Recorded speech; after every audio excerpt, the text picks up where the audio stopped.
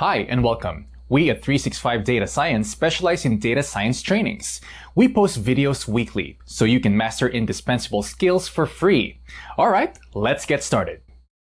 Everyone who uses Python for scientific computing uses NumPy, a third-party package allowing us to work with multi-dimensional arrays. They are a powerful way of organizing and processing data. Hence, NumPy is a fundamental library for those attempting to manipulate larger chunks of information. When your calculations are ready, it is useful to know how to present the results obtained in a graph. Matplotlib is a two-dimensional plotting library specially designed for visualization of Python and especially NumPy computations. It contains a large set of tools allowing you to customize the appearance of the graphs you are working with. Finally, TensorFlow is the main library we will use for machine learning. Okay. The good thing about Anaconda is that NumPy and Matplotlib were installed automatically with it. That's a strong plus of Anaconda. You don't have to install the main packages separately, as you might have to do if you were using some other software for programming in Python. However, TensorFlow is not included in the automatically installed packages, so we will have to do that on our own. That's a useful programming skill to have. So, the quickest way to install it is by going to your Start menu and searching for the Anaconda prompt. Type pip install TensorFlow in the following way. Pip, per se, means either pip install packages or pip installs Python. Strange, but true. Now press enter. When the operation is done, you will be set up for the whole course. This is one of the quickest and easiest ways to install modules and packages on your computer in general. I recommend you to also pip install sklearn.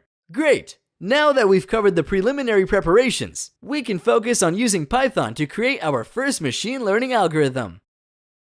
Okay, this is our actual TensorFlow intro. Once again, TensorFlow is a machine learning library developed by Google. It allows us to construct fairly complicated models with little coding. To give you perspective, our practical example required 20 lines of code. With TensorFlow, it will still be 20 lines of code. No difference whatsoever. TensorFlow is an amazing framework, and you will see that by the end of the course. However, it has a peculiar underlying logic. Remember when you first studied linear algebra or trigonometry? The logic differed greatly from the mathematics you had seen before, right? Well, it's the same with TensorFlow. Once you start working with it, it's super easy, but you must make an extra effort to understand it properly. Let's do that. The most basic notion we'll need to define is the computational graph. Quoting TensorFlow's About section at tensorflow.org, nodes in the graph represent mathematical operations, while the edges represent the multi-dimensional data arrays, or tensors, communicated between them.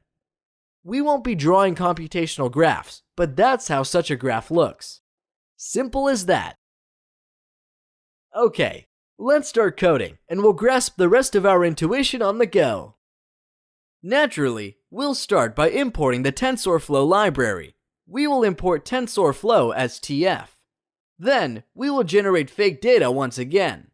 This code is virtually the same as the one we used before. There is a single line of code difference. Let's look at it. For each project you work on, you'll have a dataset. Perhaps you are used to XLSX or CSV files. However, TensorFlow doesn't work well with them. It is tensor-based, so it likes tensors. Therefore, we want a format that can store the information in tensors. One solution to this problem is NPZ files. That's basically NumPy's file type.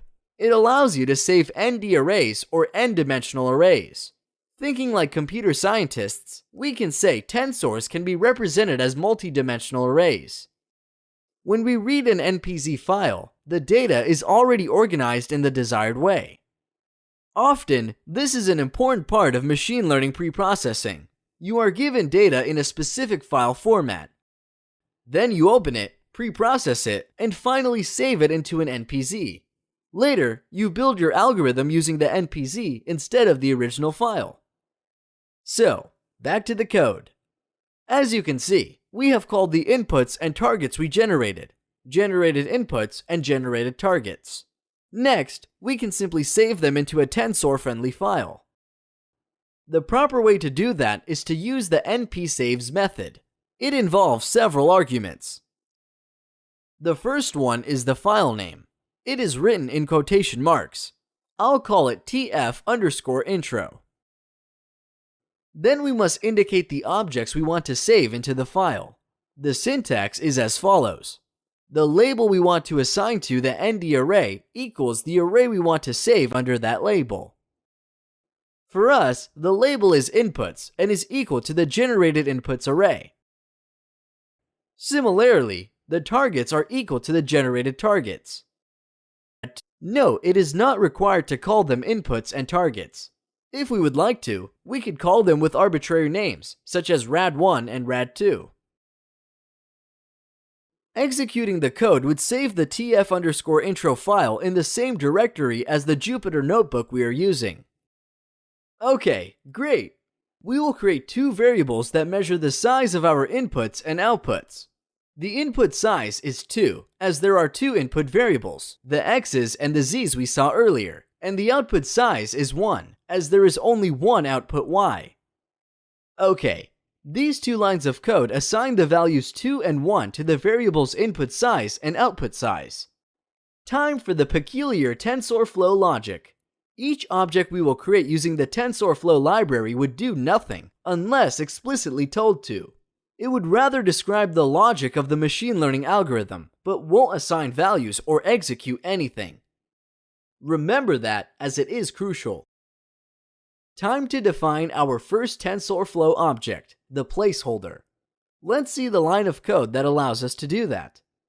Inputs equals tf.placeholder of tf.float32, comma, square brackets, none, input size.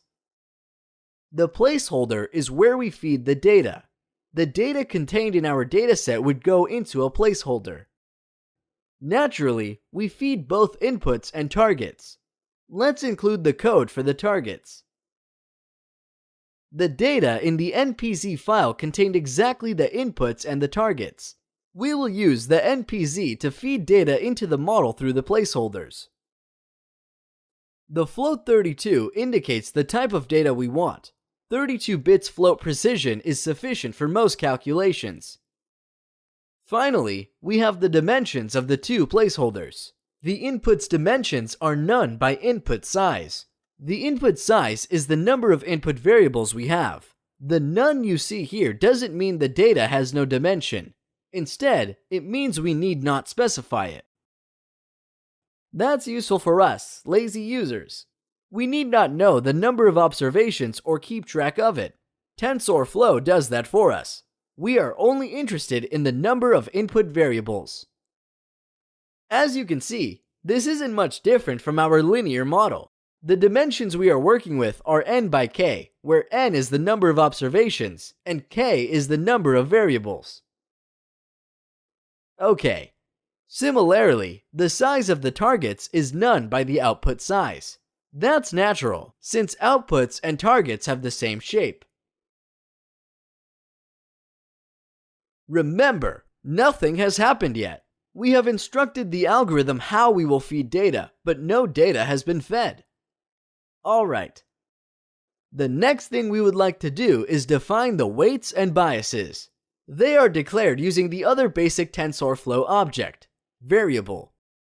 Variables preserve their value across iterations, while placeholders don't. Allow me to elaborate, please. Let's say we have two inputs, A and B, and two targets, C and D. A goes into the inputs placeholder. Through the weights and biases, we can obtain an output. Then, we compare the output with the target C. Depending on the comparison, we'll vary the weights and biases and continue with the next iteration. Then B goes into the inputs placeholder.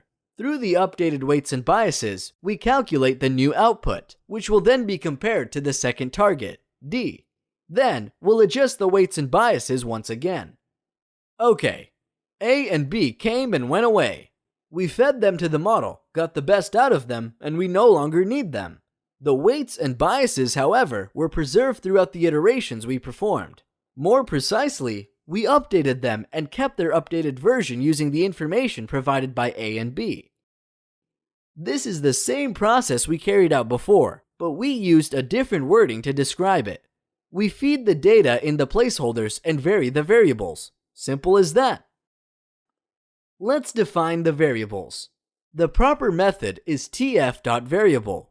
The expression you see within the brackets show us how the variables will be initialized. We will use the random uniform method to be consistent with the minimal example shown earlier. Notice we have the same shapes as the one we had in our framework. We've prepared the inputs, weights, biases, and targets. We still need the outputs. The outputs of our model are the product of the linear combination of the inputs times the weights plus the biases. The proper syntax in TensorFlow is outputs equals tf.mapMul of inputs and weights plus the biases. MapMul relates to the same concept as the dot product, but generalized for tensors. In the brackets, we plug in what we want to multiply. So this is our linear model, right? Before we can continue, I would like to ask you a question. What will happen if I run the code? Nothing! Our model will do nothing. It doesn't initialize the weights or biases, nor it plugs in any values. It certainly doesn't calculate any outputs. It lays the logic through which this will happen later. That's what TensorFlow logic is all about.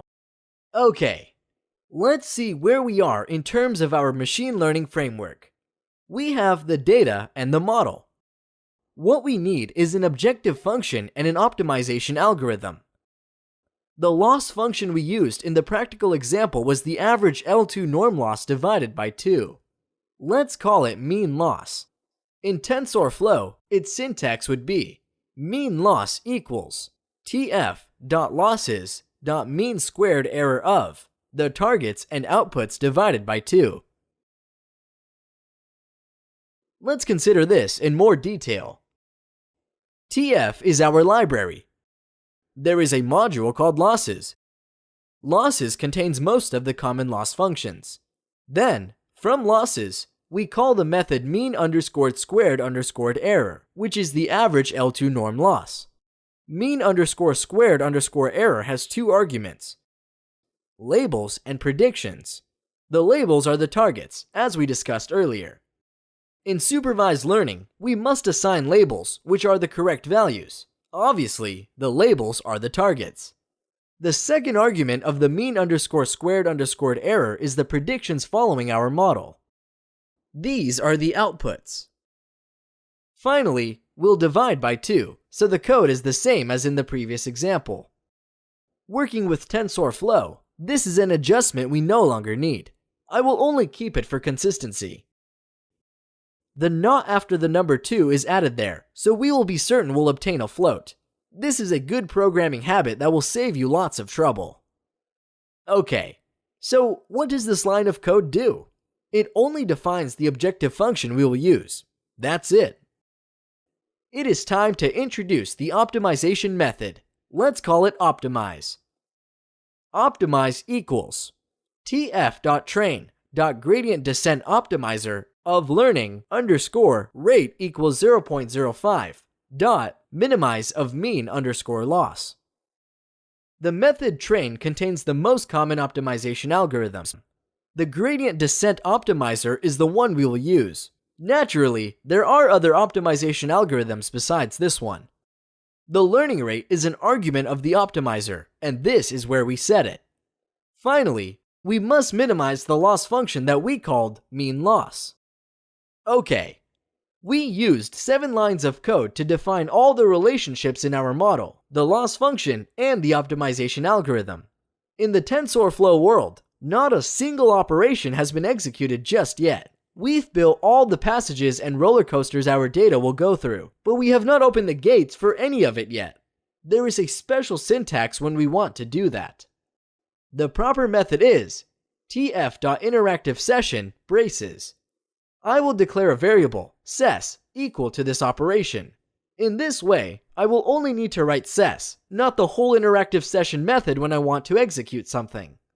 The name ses is short for session. That's the conventional way to declare a session. In TensorFlow, the training happens in these so-called sessions.